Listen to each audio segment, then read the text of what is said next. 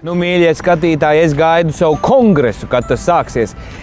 Bet patiesībā sakot, kongresa namā visu nākamo gadu darbosies Rīga 2014 preses birojas. Visi žurnālisti pieteiksies kongresa namā, lai varētu filmēt mūsu Rīgu, kas būs Eiropas kultūras galvaspilsēta. Un vēl šajā namā top arī leģendārie, leģendām apvītie Rīga 2014 suvenīri.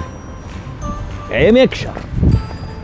Tu te nesen teici, ka vajag vienkārši ļauties Rīga 2014 notikumiem, un tad Rīga būs arī pati viesmīlīga, bet nu tā jau gluži nav. Tu esi pie mums komunikācija vienībā, un mēs rūpēsimies par visiem ārvalstu un Latvijas masu informācijas līdzekļiem. Pašlaik jau ir akreditējušies vairāk kā 80 ārvalstu mēdīju pārstāvji no visas pasaules, un katru dienu mums nāk jaunas akreditācijas pieteikumi. Piemēram, manuprāt, ļoti interesanta valsts no Āfrikas kontinenta būs no Togo un Etiopijas, jauns vēl pieteikums no Brazīlijas. Tad Dienvidamerikas kontinents šeit arī būs pārstāvēts. Mēdīji piesakās, ko jūs viņiem atbildāt?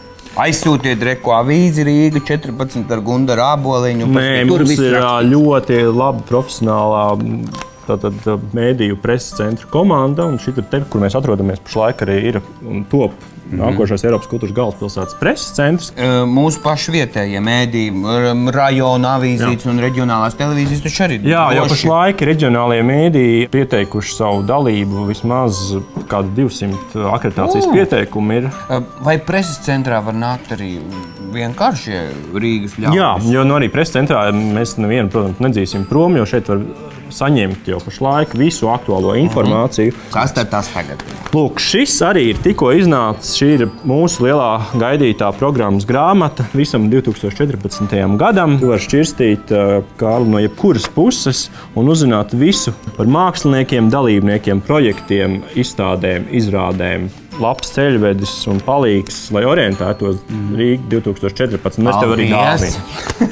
Paldies! Jā. Kad jūs paši plānojat to vislielāko bumu, kad tas varētu būt uz atklāšanu? Jā, es varētu teikt, ka mēs plānojam tādās 3 lielākās porcijās. Respektīvi, pirmā būs, protams, atklāšanas weekends no 17. līdz 19. janvārim visā Rīgas pilsētā. Tad būs pasaules kora olimpiāda no 9. līdz 19. jūlijam. Un Eiropas kultūras galvaspilsētas gads noslēgsies 13. decembrī, kur es ceru tev satikt operā Eiropas kino akadēmijas balvas pasniegšanas ceremonijā. Laimīgi jauno gadu. Priecīgi. Tiekamies 13. decembrī. Bet tad es tev pasniegšu to balvu. Jā. Ja? Ok, labi, sarunāts. Čau. Čau, ar tā. Ne tos tu man uzdāvināji.